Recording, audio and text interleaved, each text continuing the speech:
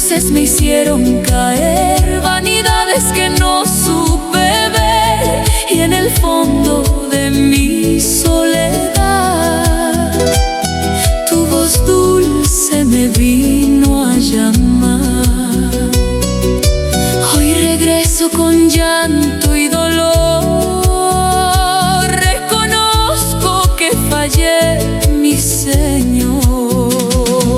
Perdóname, Cristo amado, he pecado, me he alejado, pero hoy vuelvo arrepentido. Tómame en tus brazos, Dios querido.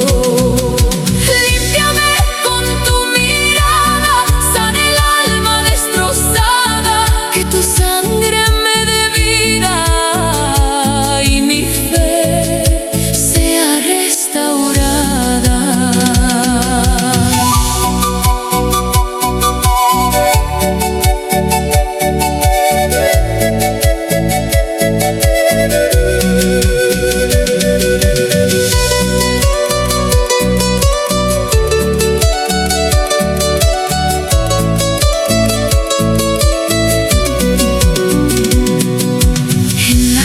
Encontré tu perdón, tu sacrificio me dio salvación, y aunque indigno me siento,